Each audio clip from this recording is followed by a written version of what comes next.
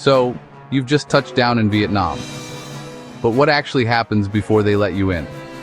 You step off the plane, your heart's still racing from the flight, and you might think, hey, the hardest part is over. Maybe you're already picturing yourself eating pho, wandering lantern-lit streets, or sipping a café suaja. But right now, immigration is the only thing standing between you and all of that. Most travelers don't really prepare for this moment, and honestly, that's exactly where the panic can begin. In Vietnam, they don't always explain what they're doing, and they rarely look you in the eye. One wrong move, one missing detail, or just one question you didn't expect. And suddenly you're in a line you never planned for, surrounded by a whole lot of uncertainty. So what really happens after you land? What do officers actually look for? And what mistakes send people to secondary checks? Or worse, send them back on the next flight home? Let's start at the very beginning. The moment that plane door opens, most travelers feel a wave of relief. The flight's done. The seatbelt sign is finally off. People grab their bags and start smiling, convinced the stressful part is behind them.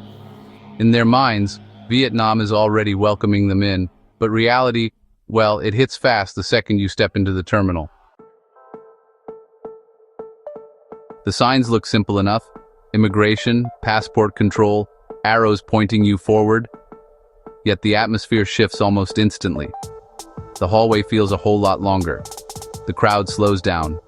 Conversations drop to whispers.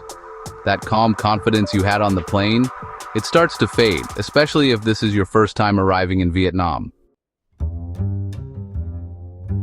So, a lot of travelers show up expecting a friendly welcome, clear instructions, maybe even a little small talk at the counter. But what they really get is, well, silence, serious faces, and pretty much zero guidance on what comes next. Nobody explains where to stand. Nobody tells you if you're doing it right. You're just expected to already know. No instructions, no guidance. And this honestly is where the confusion starts. People hesitate, pick lines at random, or just follow whoever's in front of them without really knowing why. That hesitation, it actually matters more than most folks realize. Because, walking toward immigration feels harmless, but the real test starts once you hit those counters. At first, the lines look totally harmless. Just some ropes, a few signs, and maybe a couple of glowing screens. But choosing the wrong queue at Vietnamese immigration can quietly work against you before anyone even says a word. A lot of travelers just freeze right here. There's a line for locals, one for foreigners, and sometimes electronic gates flashing green. Some people just assume e-gates are faster. Others follow the crowd without even reading the signs. And a few just step into the nearest opening just to keep moving. One wrong line means lost time. That small decision can cost you serious time. E-gates aren't for everyone. They're usually limited to specific passports, registered travelers, or residents. When someone without access tries to use them, officers don't correct them politely. Instead, they redirect them, slowly, silently, and with visible irritation. That moment alone can draw attention. Even standing briefly in the wrong line can raise questions. Officers notice hesitation. They notice when someone changes queues. They notice when a traveler looks unsure. And uncertainty is exactly what immigration doesn't like. By the time you're waved toward the correct line, you're already tense, already aware that eyes are on you. And all of this happens before they even look at your passport. When you finally reach the counter, the silence hits hardest. You slide your passport forward and wait. No greeting, no smile, often not even eye contact. For many travelers, this feels cold or intimidating, but in Vietnam, it's normal. Immigration officers aren't there to chat. Their job is to observe, verify, and decide, quickly and quietly. Behind the desk, far more is happening than people realize. They're not just checking your visa dates, they're scanning your entry history, comparing names and numbers, looking for inconsistencies that don't show on the surface. A missing middle name, a smudge on the passport page, or a past visa extension can slow everything down. The problem is, none of this is explained. Seconds stretch out. The keyboard clicks. The officer flips pages slowly, sometimes leaving your passport face down. Travelers start replaying every detail in their head. Did I fill something wrong? Did I overstay before? Is there an issue I don't remember? That silence creates panic, even when nothing is wrong. But in some cases, silence doesn't last. Sometimes it turns into a simple hand gesture, and that gesture changes everything. When an officer motions you to step aside, most travelers assume the worst. Online, this moment is often described as a denial or a sign that something went terribly wrong. But in reality, secondary screening doesn't automatically mean you're being refused entry. In Vietnam, this step is usually about clarification, not punishment. There are common triggers that have nothing to do with breaking rules. Similar names can flag the system. Previous visas, especially multiple entries or extensions, often need a closer look. Even small things, a bent passport cover, water damage, or faded print, can cause delays. To officers, these aren't minor details. They're potential risks. Online stories tend to exaggerate what happens next. Travelers post these dramatic claims about being randomly targeted. But honestly, most cases trace back to paperwork inconsistencies or incomplete records. The issue is rarely explained, which makes it feel pretty arbitrary. During secondary checks, officers might type quietly, make calls, or even leave the desk without saying why. The waiting feels endless, even if the outcome is just simple approval. And while documents are the most common reason for this step, paperwork mistakes aren't the only concern. For many travelers, the next surprise comes without any warning at all. An officer points to a scanner or camera, and suddenly you're being asked for fingerprints or a photo. No explanation, no consent form. Just a silent expectation that you'll comply. Biometric checks are now routine at major Vietnamese airports, but first-time visitors are often caught off guard. Some folks assume it's only for long-term stays or special visas. Others think it's random. In reality, these systems are used to confirm identity and reduce fraud, especially for repeat travelers. What most people don't realize is that this data isn't temporary. Fingerprints and facial images are stored and linked to your passport record. That means future entries become faster, or harder, depending on what's already in the system. If everything matches, approvals tend to go smoothly. But if something doesn't, officers already know before you even speak. This is why inconsistencies follow travelers from one trip to the next. A small issue today can quietly resurface months later, without warning. Once the scan is done, many people relax, assuming the process is finished. But immigration isn't just about who you are. And once that's done, many think they're safe, but not quite. Just when travelers think the hardest part is over, the questions begin. They're usually simple, but they come without warning. How long are you staying? Where will you sleep tonight? When are you leaving Vietnam? The officer's tone stays flat, almost casual, yet every answer matters more than it sounds.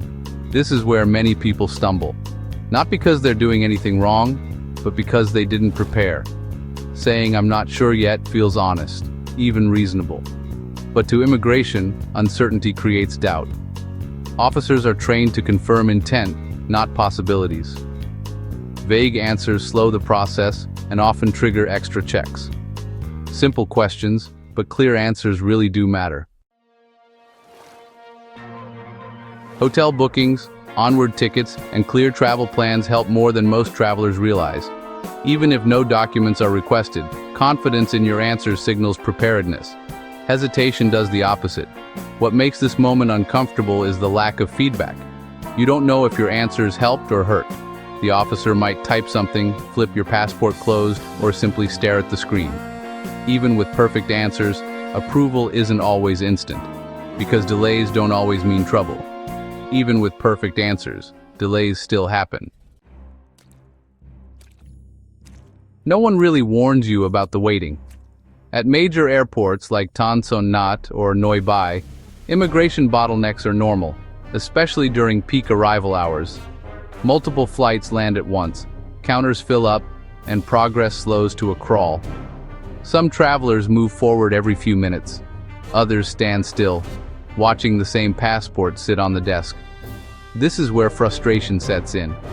People start comparing timelines. Someone who arrived after you suddenly walks away stamped and smiling.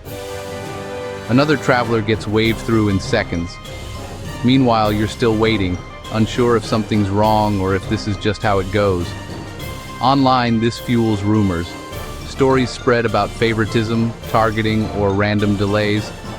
But in reality, most differences come down to internal checks, system load, or follow-ups triggered earlier in the process. Immigration doesn't work in visible order, and speed isn't always a good sign or a bad one. The hardest part is the silence. No updates, no countdown, just waiting. Waiting doesn't mean trouble, and silence is totally normal. Eventually, the officer reaches for the stamp. That familiar thud hits the page and relief kicks in. But even then, the journey isn't finished. Eventually, a stamp lands, but the process isn't over. No one prepares you for the waiting. At major airports like Tan Son Nhat or Noi Bai, timing changes everything. Arrive during peak hours, and immigration can slow to a crawl. Multiple flights land at once. Counters fill up. Lines stretch farther than expected. Some travelers move quickly while others barely move at all. This is where frustration sets in. People start comparing themselves to others. Why did that person get stamped in seconds? Why has my line stopped completely? Online, this moment fuels rumors. Claims of favoritism, random targeting, or secret rules no one explains. But the reality is far less dramatic. Processing speed depends on small factors most travelers can't see. System checks, name similarities, visa history, or even a temporary database slowdown can affect timing. Officers aren't rushing anyone, and they aren't required to explain delays. The silence makes it worse. No announcements, no updates, just waiting. As you move past immigration and customs, a new kind of discomfort can appear. Strangers offering help, quiet suggestions. A quick "I can fix this" whispered just a little too confidently. For many travelers, this is where instincts kick in, and for good reason. Most airports in Vietnam are safe, but unsolicited help inside or just outside controlled areas puts people on edge. These helpers often claim they can speed things up, solve visa issues, or avoid delays. Sometimes they wear uniforms that look official. Sometimes they don't. That uncertainty is exactly what makes the situation risky. What's allowed is simple.